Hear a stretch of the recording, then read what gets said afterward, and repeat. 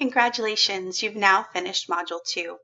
This week, you put yourself in the role of a medical assistant extern who had to administer a new medication that they had not learned about yet. And we talked a lot about that on the discussion board, as well as discussed the differences between side effects, adverse reactions, and allergic reactions. And we've covered the following objectives.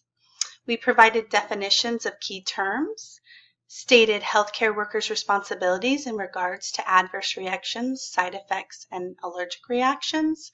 We've defined some new drugs this week.